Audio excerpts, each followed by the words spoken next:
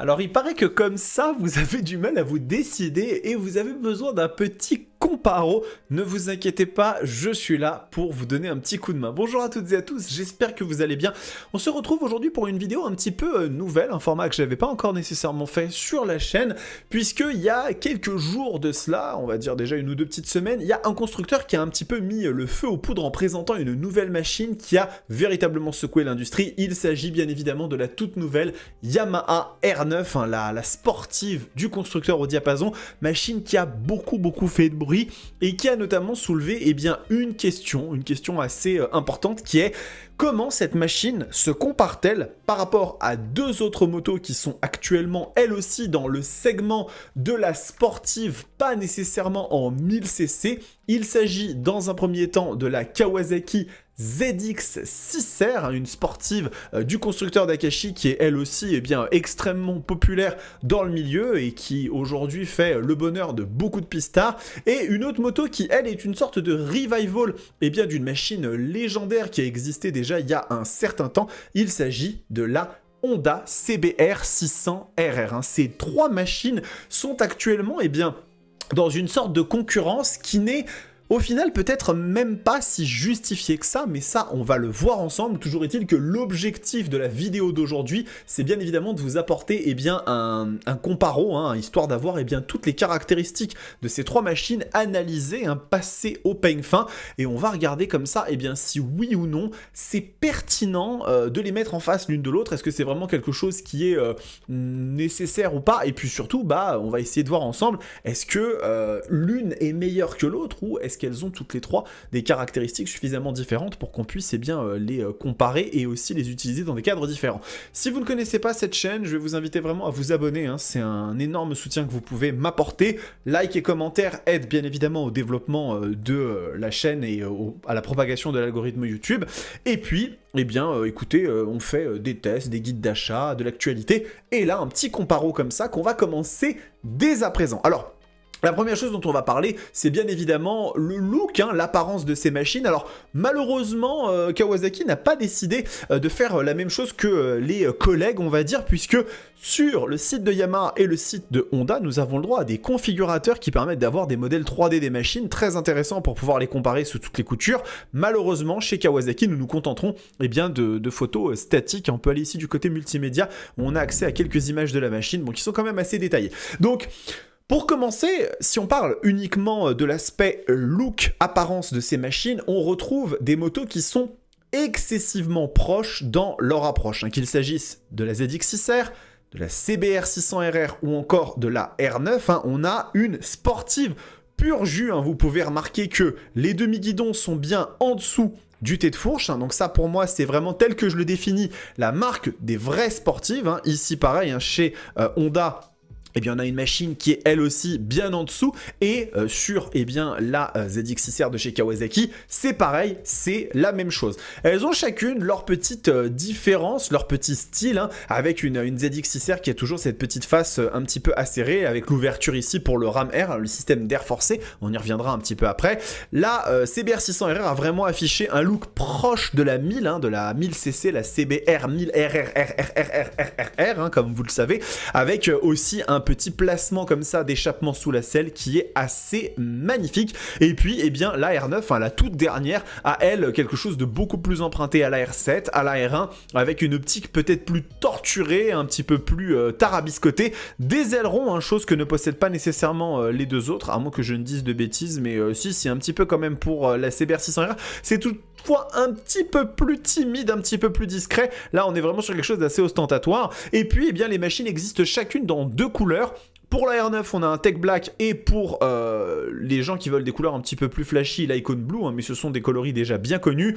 Le rouge, bleu et blanc de la CBR 600RR est absolument à tomber. Si vous voulez quelque chose d'un petit peu discret, le noir mat sera votre meilleur allié. Et en ce qui concerne la ZX6R de chez Kawasaki, on a le vert lime green noir ebony, qui est vraiment une couleur un petit peu classique et on va dire iconique. Et puis on a effectivement cette couleur que j'aime beaucoup, je n'avais pas eu l'occasion de la tester, mais très sympa.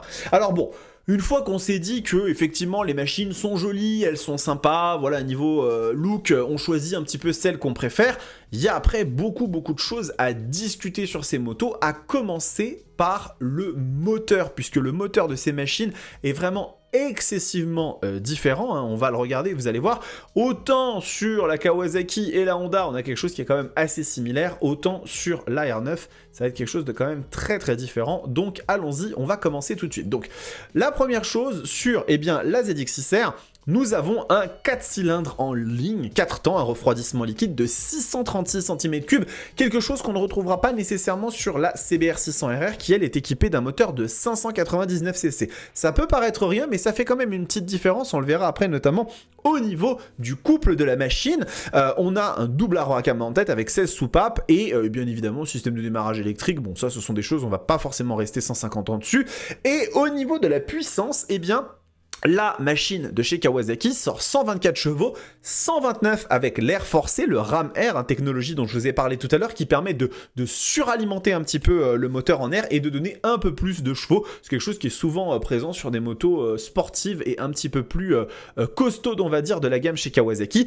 Et un couple maximal intéressant de 69 Nm à 10 800 tours minute. Alors du côté de Honda, on retrouve un moteur qui fait 121 chevaux, donc comme vous pouvez le voir, on est un petit peu en retrait par rapport même à la valeur nominale de 124 chevaux de la Kawasaki, et on retrouve 63 Nm, donc on est bien moins élevé quand même, puisque il y a une différence de 6 Nm. À ce niveau-là, ça fait quand même un delta qui est assez important, d'autant plus que c'est atteint à 10 800 tours minute, alors que pour la Honda, on est bien à 11 500 tours minute. Donc déjà, on peut voir quelque chose qui est justement repris et symptomatique de cette augmentation de cylindrée sur la ZX6R, la 636 comme on l'appelait. C'était un choix de Kawasaki de faire une machine avec un peu plus de vie dans les bas régimes. Attention, calmez-vous, hein, ça reste quand même une moto dans laquelle il ne se passe absolument rien en dessous de 8000 tours minute, hein. Et là, je pèse mes mots, j'ai testé la machine, c'est vraiment compliqué. Mais sur la CBR 600RR, c'est potentiellement un peu pire encore. Alors maintenant qu'on s'est dit ça, il y a la nouvelle, bien évidemment, cette nouvelle R9 qui, elle, n'est pas du tout dans la même catégorie. Mais alors pas du tout, puisque elle intègre un moteur CP3, c'est le moteur de la MT-09, hein, le 3 cylindres. Mais attention, ici niveau cylindré, on est à 890 cm3. Donc on n'est pas du tout dans le même domaine. Si vous regardez ici, on retrouve bien 3 cylindres de 890 cc. Et ça va faire une énorme différence puisque on a 119 chevaux. Donc là, pour le coup, on peut se dire, bah, la R9, c'est une machine moins puissante, un petit peu que la Honda et sensiblement moins que la ZX6R avec le Ram Air. S'il y a 10 chevaux de différence, ça fait quand même un écart assez important. Oui, je suis d'accord, sauf que nous avons autre chose qui est également très importante, surtout quand on parle de motos qui vont être utilisées non pas que sur le circuit, mais aussi sur la route, c'est le couple de la machine. Et alors là, autant vous dire que la débandade est totale pour les machines de Akashi et de Honda, tout simplement, puisqu'on a 93 Nm sur la R9 comparé à 69 sur celle-ci, donc on a 30 Nm de différence, et alors sur la Honda, c'est carrément 36 Nm de différence, et là, croyez-moi que ça va faire un énorme changement sur la route, hein, d'autant plus aux valeurs auxquelles c'est atteint, c'est-à-dire 7000 tours minute, donc qu'est-ce que ça veut dire ça concrètement? Eh bien ça veut dire que la R9 est une machine qui va accélérer fondamentalement bien plus fort que la ZX6R et que la CBR 600RR à bas régime, dans les régimes d'exploitation habituels de la route, ceux dans lesquels vous allez vous retrouver à rouler le plus fréquemment. Bien évidemment, quand vous êtes sur circuit, cette notion n'est pas aussi présente, hein. C'est quelque chose qui ne sera pas aussi intéressant, mais lorsque vous allez être sur la route, croyez-moi que c'est le ciel et la terre, le jour et la nuit, une différence énormissime et qui peut conditionner votre acte d'achat, donc c'est déjà un point à prendre en considération. Si on se parle purement de circuit, il n'y a pas forcément de débat dans le sens où, oui, on peut tout à fait partir sur la ZX6R ou la CBR 600RR, puisque les deux machines peuvent être très intéressantes à ce niveau-là. Alors maintenant, on doit continuer à parler notamment du châssis, puisque vous le savez, sur une sportive, le châssis c'est extrêmement important, il y a énormément de choses à en dire et c'est ça qui va conditionner un petit peu l'agilité de la moto, etc. etc. Donc c'est des choses qui sont quand même extrêmement importantes. Et donc, regardez, on va commencer par parler directement de la ZX6R. La ZX6R, elle est équipée d'un cadre périmétrique en aluminium, avec un poids de 198 kg tout plein fait, capacité de carburant de 17 litres, ça peut être intéressant pour la partie plus route. Et sur la CBR 600RR, on est sur la même technologie, un cadre périmétrique aluminium avec un petit peu plus de capacité de carburant et surtout un poids tout plein fait de 193 kg. Donc là, pour le coup, vous avez 5 kg de différence entre les deux machines. C'est assez intéressant parce que ça permet de rattraper un petit peu le poids, la différence en termes de puissance, le fait de rattraper le poids permet de compenser un tout petit peu le rapport poids-puissance de la ZX6R qui est un petit peu plus élevé puisque la machine sort un peu plus de chevaux. Concernant la Yamaha R9, on est sur quelque chose d'assez différent puisque celle-ci intègre un cadre Delta Box en aluminium qui est une technologie déjà retrouvée chez les autres sportifs de la marque et ici c'est le cadre Delta Box en aluminium le plus léger jamais fait sur un modèle Yamaha Super Sport, un châssis très léger qui permet à la R9 de bénéficier d'un poids de seulement 195 kg. Ce qui veut bien dire, parce que c'est quand même intéressant, que d'un côté vous avez une ZX6R et une CBR 600RR qui sont des machines 600cc avec des moteurs 4 cylindres en ligne qui forcément dans l'architecture sont plus lourds. Vous aurez toujours plus de poids sur un 4 cylindres en ligne que sur un 3 cylindres ou un bicylindre avec la même cylindrée. Ça, c'est normal. Par contre, l'augmentation de cylindrée, elle augmente aussi le poids de façon conséquente en règle générale. Et là, en fait, Yamaha a réussi quand même, malgré un moteur plus lourd, à conserver un poids situé entre la ZX6R et la CBR 600RR. Et pour le coup, elle ne gagne pas au niveau du rapport poids-puissance sur les chevaux. Par contre, sur le rapport poids-couple, là, elle vaporise littéralement les deux autres. Donc encore une fois, c'est toujours une question de placement et de comment vous souhaitez utiliser votre machine. Par contre, il y a quelque chose de très très intéressant aussi à regarder, c'est que le châssis, c'est très important, mais la suspension, c'est aussi également extrêmement important. Et sur cet aspect-là, il y a des choses très très intéressantes à regarder. Donc on va commencer par la ZX6R. Celle-ci est équipée d'une fourche de 41 mm SFF-BP, un fourche inversée avec tous les ajustements possibles. Alors encore une fois, ici le site de Kawasaki français qui a des éléments en anglais. Bon, je pense que Kawasaki ne prend pas forcément le temps d'investir autant sur leur site internet et plus dans leur moto. Bon, c'est un choix et c'est pas forcément quelque chose dont on leur en voudra. Mais voilà, on a ici une fourche Showa inversée 41 mm comparée à la fourche de la CBR 600RR qui est une fourche dans le même esprit, 41 mm. Il y a des chances que ce soit la même. Je n'ai pas nécessairement ici la distance de la course de la fourche, mais c'est très probablement le même élément. Là où on va avoir une petite différence, c'est sur la fourche de la R9, puisque celle-ci est équipée d'une suspension Kayaba de nouvelle génération 43 mm, donc on la voit un petit peu plus épaisse et qui a été retravaillée avec des réglages individuels sur les tubes de fourche droit et gauche. Donc est-ce que ça veut forcément dire que la fourche de la R9 est meilleure que celle de la Kawasaki ou de la Honda? Non, pas nécessairement, ça veut juste dire que ce sont des éléments qui sont un petit peu différents. Par contre, il y a quelque chose aussi qui change entre ces machines-là, c'est le freinage, puisque sur la Kawasaki, nous avons des étriers de frein Nissin. Peut-être que si je vais dans le multimédia et que je vous affiche ici, vous voyez bien des étriers de frein Nissin. Quand on va sur cette machine, sur la CBR 600RR, on va même afficher ici le configurateur, comme ça vous allez pouvoir le voir en temps réel. On est sur des étriers qui sont des étriers Tokiko, qui est une marque aussi assez connue. Et sur la R9, par contre, là on passe dans une autre dimension puisque la machine est équipée de mètres cylindres avant Brembo et étrier Stylema. Et ça, pour le coup, Nissin et Tokiko font des éléments de frein qui sont extrêmement bons et à haut niveau compétitif, ils ont absolument pas à rougir les uns des autres. Mais Brembo, dans le grand public, dans le domaine des motos de route, le Stylema, c'est ce qui se fait aujourd'hui de mieux, si on parle pas forcément des freins de la M1000RR ou encore des Brembo Epure qui équipent la Panigale 2025, c'est vraiment ce qu'il y a de mieux. Et les étriers Brembo Stylema associés à un maître cylindre Brembo, parce que ça c'est quelque chose d'assez important, c'est que c'est pas qu'une question d'étrier, c'est aussi une question de maître cylindre pour pouvoir doser le freinage de façon précise et efficace.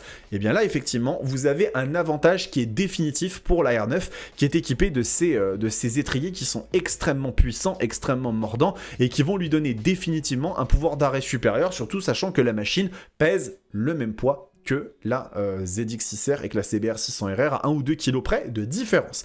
Donc, comme vous pouvez le voir, on est quand même sur des machines qui sont assez pointues chacune, avec des petites différences dans leur style. Et maintenant, on va parler un petit peu de la technologie, parce que la technologie sur ces machines, il y a quand même des choses qui sont un petit peu différentes selon les modèles. Donc on va commencer par la ZX6R. Donc sur la ZX6R, on a notamment un shifter, hein, donc ça c'est quelque chose qui est assez commun maintenant, un KTRC, donc un système de contrôle de traction, donc ça encore une fois, pareil, c'est des choses qui se voient assez régulièrement, des modes de puissance tels qu'il l'illustre ici, je me souviens plus, mais il l'illustre en tant que full elo, donc j'imagine qu'il n'y en a que 2, et puis après nous avons la connectivité smartphone, le système d'anti-blocage, donc le KIBS, hein, c'est un système de freinage de haute précision, ça s'associe un petit peu avec l'ABS. Si on va un petit peu ici dans les caractéristiques, on peut voir que la machine, elle est dotée, bon c'est pas indiqué ici, c'est dommage, mais c'est une moto qui est relativement simple. La ZX6R en termes de technologie, c'est pas forcément la moto qui sera la plus dotée, elle n'est pas forcément pensée pour ça.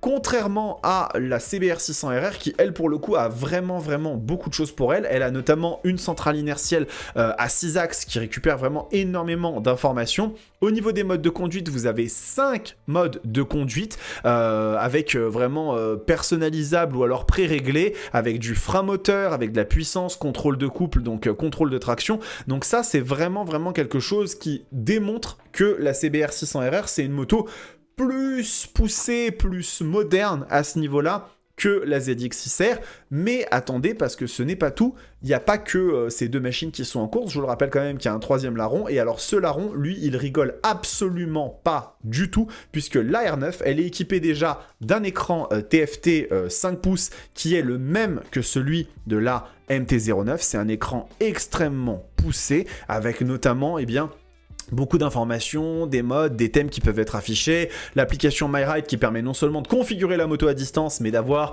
l'affichage des appels, des messages, d'autres informations, enfin c'est vraiment très complet. En termes d'assistance, il y a énormément de choses, hein, puisque vous avez 3 modes configurés et 4 modes, 2 modes custom et 4 modes track, excusez-moi, donc ça veut dire que la moto, elle a 9 modes de conduite, 9 modes de conduite. Hein. Je sais pas si vous vous rendez compte, c'est énormissime. Alors on peut se dire à quoi ça sert tous ces modes. Eh bien c'est pour vraiment pouvoir avoir des configurations différentes, voire même si vous allez sur différentes pistes, différents circuits, avoir des modes track qui sont chacun personnalisés pour une piste en particulier. Ça va vraiment chercher très loin, mais qui peut le plus, peut le moins, et ça pour le coup, c'est pas quelque chose qu'on peut retirer à cette moto. Alors, c'est pas terminé, puisqu'on a également on a une centrale inertielle, bien évidemment, avec encore plus de technologie. On va retrouver du contrôle de traction, du contrôle de glisse, du contrôle de freinage, il y a beaucoup de choses qui sont ajoutées, contrôle de départ, donc ça c'est le launch control, contrôle du cabrage anti-wheeling, et puis aussi des modes de puissance, donc ça c'est vraiment quelque chose de très poussé, avec aussi un quick shifter de 3e génération qui est un petit peu plus, on va dire, souple, et surtout qui accepte notamment les passages de downshift en accélérant, et les passages de shift up en décélérant. C'est quelque chose que j'avais testé avec la MT-09 à Lanzarote, et qui marche très bien. Il n'y a pas de doute possible, il n'y a même pas de discussion à avoir. La R9 est une moto qui est beaucoup plus technologique, et surtout je vais vous montrer une dernière image qui est très intéressante, que je vais potentiellement agrandir ici un petit peu pour que vous puissiez voir. Là, ici, ça c'est un régulateur de vitesse les amis, et ça, régulateur de vitesse, c'est quelque chose que la ZX6R et la CBR 600RR ne possèdent pas. C'est des machines qui sont pensées pour la piste pure, donc pour le coup, eh bien, elle ne s'encombre pas de ce genre de choses. Et alors attention, ça se ressent également sur la dernière variable qu'on va regarder ensemble, qui est le prix de ces motos, puisque le prix, c'est aussi ce qui va conditionner un petit peu l'achat de ce genre de machine. Et donc, si on commence par la ZX6R, eh bien, elle est positionnée à 11 599 euros, 11 600 euros. C'est un prix auquel elle n'était pas au départ. Il faut savoir que la ZX6R coûtait plus cher et elle a été réajustée par Kawasaki. Pourquoi ? Bah, tout simplement suite à l'annonce de la CBR 600RR qui, elle, aussi est au prix de 11 699 euros. Donc vous voyez, on a une différence de 100 euros. Ils se sont même mis un tout petit peu en dessous, les petits coquins. Donc ce sont des machines qui, très clairement, pour ce qu'elles offrent, le rapport qualité-prix est très bon. Des petites Super Sport 600 cm3 qui délivrent 120 chevaux, qui sont précises comme des lames de rasoir, pour qui veut faire un usage piste de ces motos et qui en est très amoureux et qui veut rouler sur la route avec, mais c'est vraiment des motos plutôt pensées pour la piste à la base, c'est super bien. Je préfère infiniment, et je vous le dis, j'ai aucun problème d'avoir des partis pris, dépenser 11 700 balles dans une CBR 600RR ou dans une ZX6R que dans une 690 SMCR de merde qui fait 12 500 euros et où je comprends pas. Et c'est pas critiquer les supermotards. Les supermotards, c'est des machines qui sont comme ça, pour ceux qui adorent, etc. C'est des jouets, mais pas à 12 500 avec ce que la moto elle offre. Bref, c'était juste une petite parenthèse. Et la Yamaha R9, elle est pas positionnée à ce prix-là, elle est à 13 499 euros. Donc vous voyez que elle est à, au minimum, 1900 euros si mes calculs sont bons, plus cher que une ZX6R, et voire même un petit peu plus par rapport, enfin un petit peu moins on va dire par rapport à la Honda. Donc il y a quand même un prix, une différence de prix qui est conséquente entre ces trois machines, que ce soit la ZX6R et la CBR 600RR, elles sont relativement proches, il y a une petite diff, mais par contre la R9, elle est vraiment sensiblement plus chère. Sauf que voilà, la R9, elle offre un compromis que la CBR et la ZX6R n'ont pas. Elles ne l'ont pas. On n'est pas en train de parler d'une moto qui offre beaucoup de choses et qui est beaucoup moins chère et qui... Non. La R9, c'est une moto qui est plus onéreuse, mais qui a un moteur plus coupleux, qui a des équipements plus premium et qui a de la technologie bien plus poussée. Après, la question que vous pouvez vous poser, c'est est-ce que j'ai besoin de ça ? Vous n'avez peut-être pas besoin de ça. Peut-être qu'effectivement, vous, avoir toutes ces technologies-là, ça ne vous intéresse pas. C'est pas quelque chose qui vous dit, c'est pas quelque chose dont vous aurez besoin. Et là, pour le coup, je vous le dis, ça ne sert à rien dans ce cas de figure d'acheter une Yamaha R9, une CBR 600RR, une ZX6R pourront être tout à fait adaptées à votre usage. Il n'y a absolument pas le moindre souci, je pourrais tout à fait le comprendre. Après, la question que vous pouvez vous poser, c'est est-ce que j'ai besoin de ça ? Vous n'avez peut-être pas besoin de ça. Peut-être que si vous voulez aller sur circuit, la ZX6R, c'est une moto qui vous conviendra parfaitement, ou la CBR 600RR, qui sont des machines extrêmement intéressantes pour pouvoir aller justement sur piste, pouvoir faire ses armes, et je pense qu'elles seront extrêmement efficaces. Ça, il n'y a pas le moindre doute là-dessus. Mais par contre, si ce que vous recherchez, c'est une moto polyvalente, une moto qui sera aussi bien à l'aise sur le circuit que sur la route, il n'y a pas de doute possible que la Yamaha R9 sera le meilleur choix. Donc réfléchissez-y bien, et je vous le dis tout de suite parce que je vais avoir des commentaires de gens qui vont me dire « Oui, pour moi, c'est la ZX6R, c'est la CBR 600RR en donnant des arguments de circuit ». Je le sais d'avance, je connais le marché, je sais comment ça se passe. La grande majorité des gens qui achètent ce genre de machine ne s'en servent quasiment jamais sur circuit, où ils vont faire une fois de la piste avec. Les pistards ne représentent pas la majorité des motards. Et les motos sportives qu'on voit rouler sur la route ne sont pas des machines qui voient fréquemment le circuit. Il y en a bien évidemment, mais il n'y en a pas partout. Donc, voilà, c'est une question rhétorique. Parce que la réalité, c'est qu'en fait, vous allez plutôt avoir une utilisation route de ces motos en fait. Donc, je vous ai donné les avantages, je vous ai donné les inconvénients, je vous donne même moi ce que je prendrais. Moi, je partirais plutôt sur une Yamaha R9, c'est vrai, parce que la moto est pour moi plus adaptée à mon usage. Maintenant, à vous de voir ce que vous voulez en faire, comment vous voulez vous servir de votre machine. Et puis, en fonction de ça, vous faites votre choix. Vous avez maintenant tous les détails, tous les outils nécessaires pour comprendre exactement ce qu'il en retourne. Et puis, à vous maintenant de prendre votre décision. Cette vidéo est terminée les amis, j'espère qu'elle vous a plu, j'ai tenté de rendre ça un petit peu dynamique, un petit peu intéressant, de vous donner tous les tenants et les aboutissants. Vous pouvez me poser des questions dans les commentaires, j'essaierai d'y répondre au maximum, mais voilà, je pense vraiment que c'est important d'avoir la vue complète, d'arrêter de se mettre dans des espèces d'idées folles. Oui mais moi je pense que c'est comme ça, être factuel et se dire voilà, entre ça et ça, qu'est-ce qui est le mieux pour mon usage ? Et après, faire la bonne décision, essayer les machines, c'est extrêmement important, et en règle générale, ça permet de prendre une décision finale. Et puis voilà, écoutez, on se retrouve très très vite, je pense que cette vidéo va sortir très probablement dans le week-end, donc vous l'aurez comme ça pour profiter. Et puis, normalement, l'ECMA, ça arrive très bientôt, voilà. J'ai assez fait traîner cet outro, prenez soin de vous, kiffez vos bécanes, ciao.